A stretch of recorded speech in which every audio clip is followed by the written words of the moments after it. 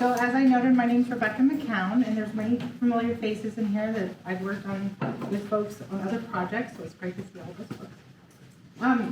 So I wanted to make the disclaimer before I begin. Because this is only a 30-minute presentation, I'll be only covering like the tip of the iceberg of the new rules and programs resulting out of the Private Forest Accord. So to set the stage, I wanted to read the ODF mission, which is to serve the people of Oregon by protecting, managing, and promoting the stewardship of Oregon's forests to enhance the environmental, economic, and community sustainability.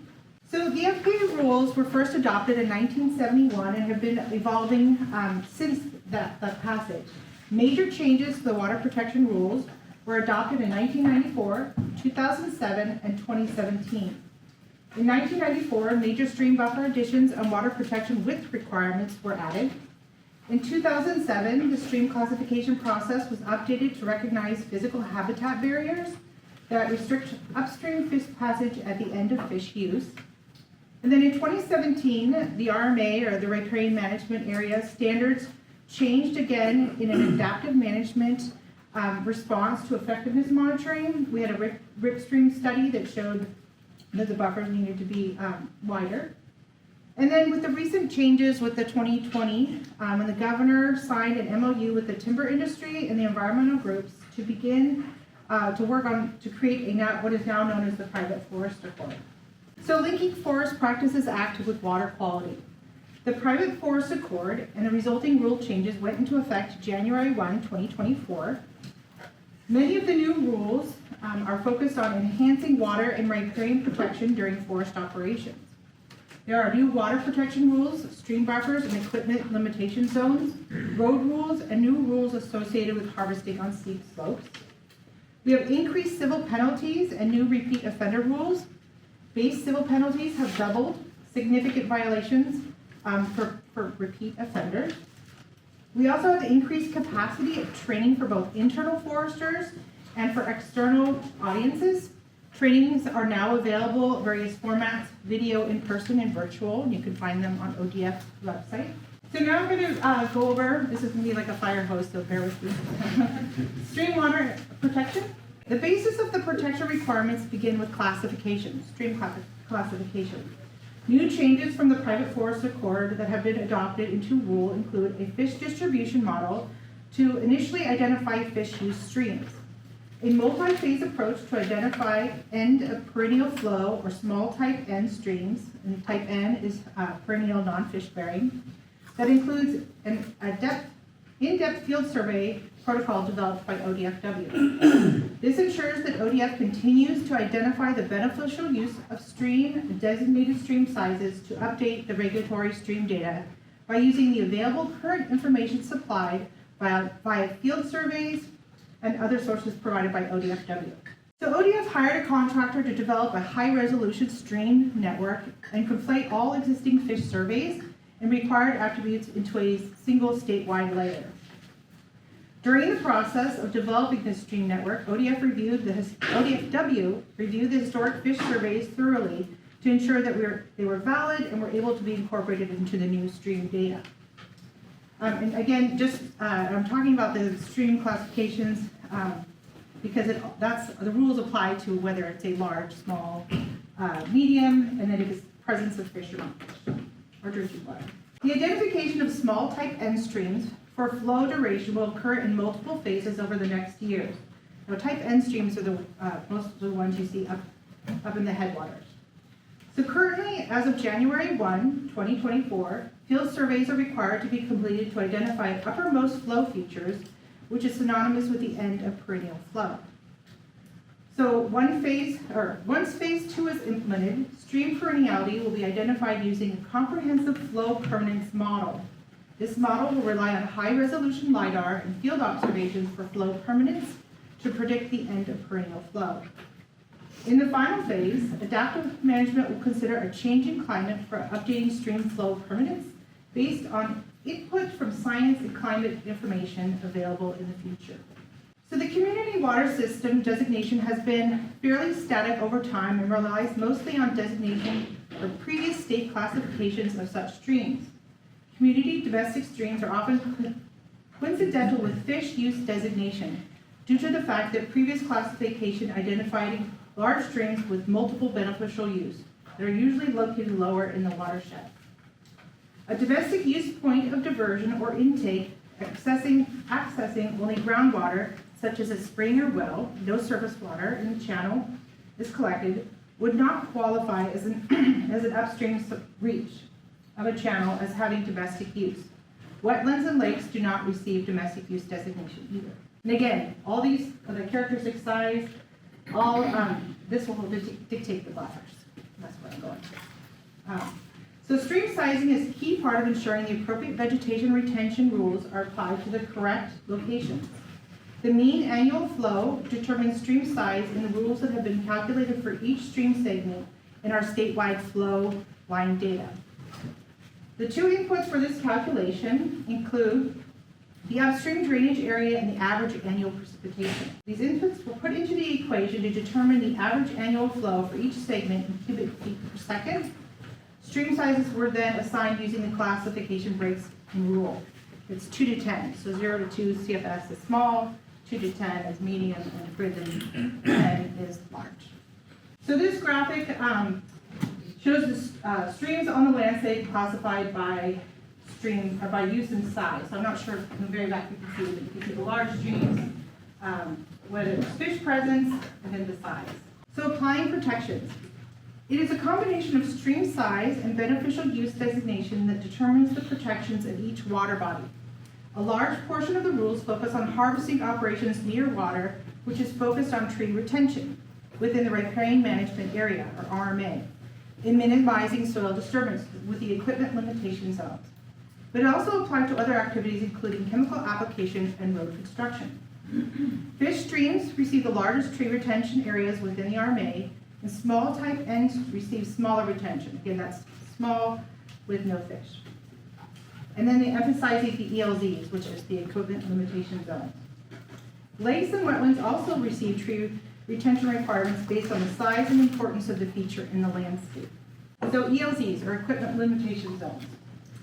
They are required anytime tree removal occurs within 35 feet of streams in western Oregon, with the primary emphasis on the small type end streams that do not have any tree retention. The goal is to minimize disturbance within these areas and protect potential amphibian habitat. The two different types of equipment limitation zones, one with tree retention, with small trees and shrubs, and one without. The extent of the RELZ, which requires the tree retention of trees and shrubs, is determined by the end of the perennial flow, while the ELZ extends to the end of the stream channel. The ELZ requirements apply to both ground-based equipment and cable yarding. And this is when Riley is probably up to his decade helping landowners figure this out. This diagram reflects vegetation retention zones based on stream size. The green is tree retention versus brown and yellow that shows the different ELZs.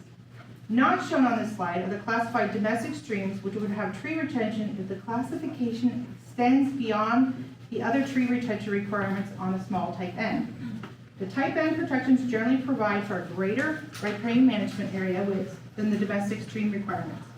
The domestic, that's what we call when it is a drinking water source. Except for the instances on a small stream that has domestic extending upstream. There's all these little nuances. So this is an example. Let's see. A stream vegetation retention widths that are applying the ELZ based on stream classification and how they would be applied on the landscape. In the example, if there were identified points of diversion, and if the domestic classification extended beyond any of the buffer areas above, there would be tree retention requirements of 20 feet on each side of the stream. So chemical application. Rules apply to all chemicals, not just herbicide, including fertilizer, fungicide, and insecticide. We do not typically see fungicide and insecticide applications in the forest sector. The purpose of the rules in the FPA is to ensure that chemicals do not get into the soil, air, or water in quantities damaging to water quality or wildlife and aquatic life. Any chemical application is also subject to all other federal state laws in addition to the FPA requirements. The label is the law. So Ground and helicopter are the most common types of application in the forestry setting. In 2020, there was the passage of Senate Bill 1602, which changed the helicopter pesticide spray buffers.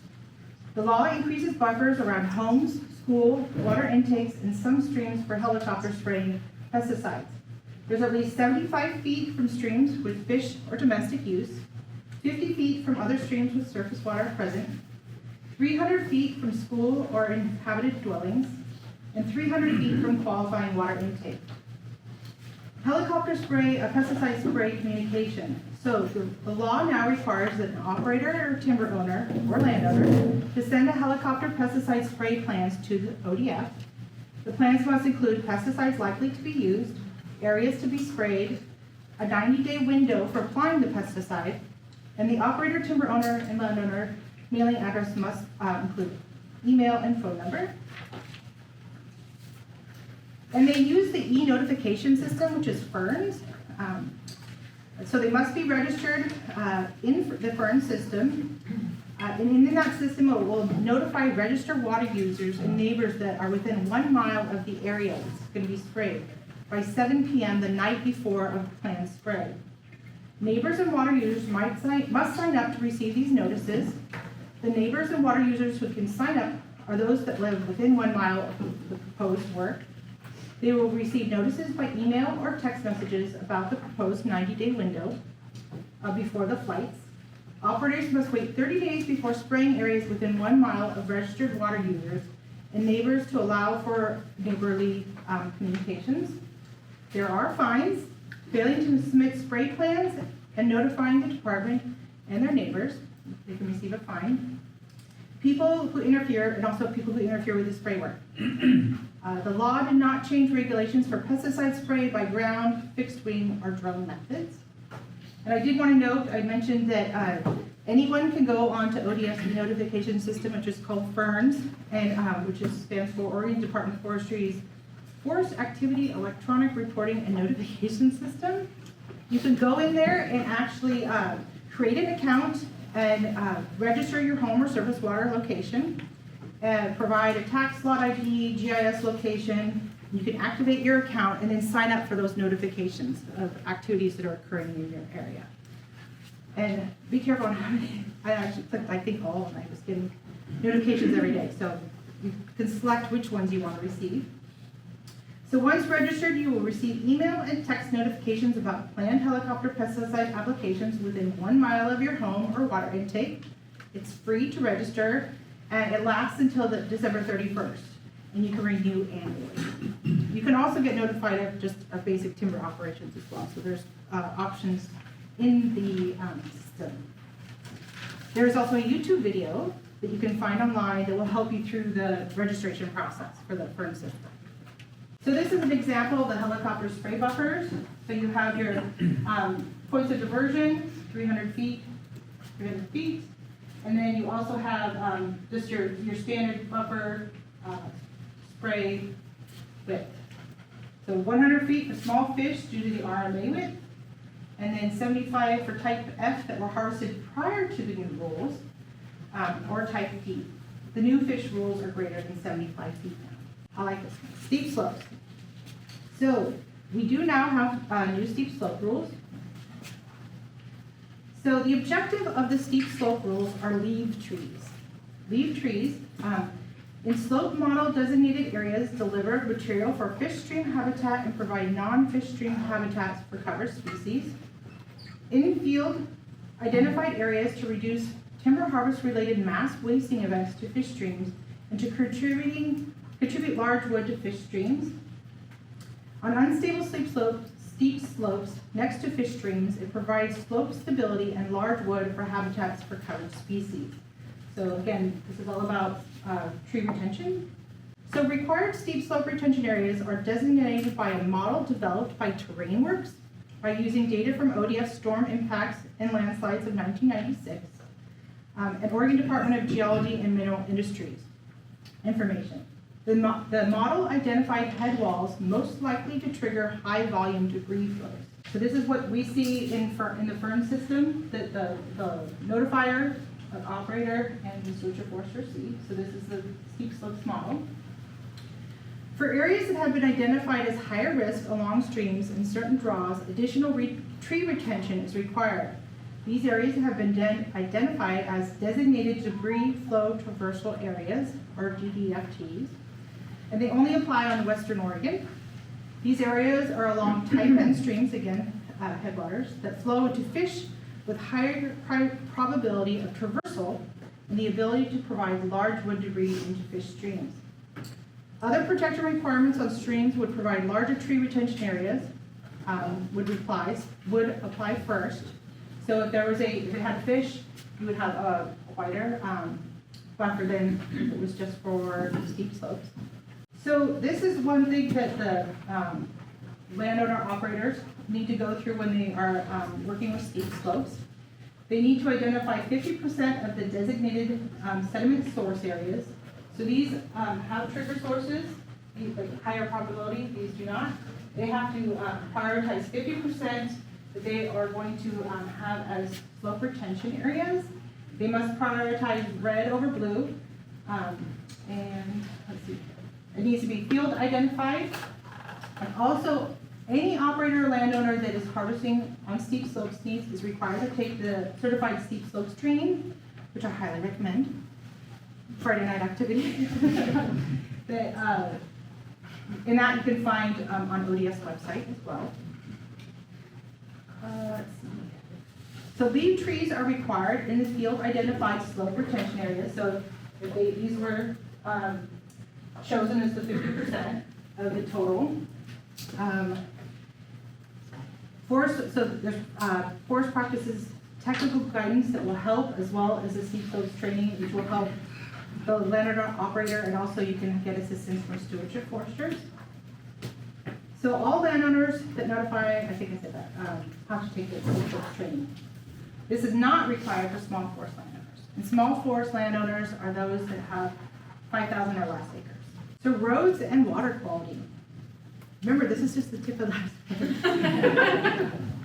This is why I'm reading, because there's so much. Okay. In the new road construction rules, we have critical locations or areas near streams, wetlands, and steep slopes. They must be avoided when there are other suitable options. So when the landowner or operator is laying out, they must avoid those, if all possible. Safety and greater potential risk to resources are some of the criteria that would allow a road to be located in critical locations. Written plans are now required when roads are located on critical locations. The written plan must describe why other routes are not viable. The department is directed to review written plans on site with appropriate qualified professionals within 14 days of receiving a plan. And appropriate professionals must include ODFW or DEQ or geotech from ODF. So the focus with the new road rules are the goal of for all active, inactive, and vacated forest roads and landings shall be hydrologically disconnected to the maximum extent practical from waters of the state. That is where we're heading. So for landowners that own 5,000 acres or greater, they are now required to do a forest road inventory assessment. Large landowners must, in their first 5 years, so that was starting in 2024, create a comprehensive network inventory of their roads. And then in the following 15 years, this is a 20-year effort, they must correct road-related issues identified in the first 5 years. And after forest land owners submits their pre-inventory in the first period, they will then need to submit to ODF annual reports stating what they have accomplished with their roads. So again, they inventory their roads, identify issues that may be culverts, areas that need to be hydrologically disconnected, and then they need to work on fixing those over time and reporting it to ODF. So small forest landowners, again 5,000 or less, do not have to do the FRIA, but they have a road condition assessment form that they are to fill out in the FERN system if their operation is going to result in using the road to haul their timber. They have to do a road condition assessment. The road condition assessment information and the FRIA information will help inform abandoned road inventory that ODF is tasked with putting together as well. So one of the questions for this RCA, which is for small forest landowners, is do they have any abandoned roads? Anyone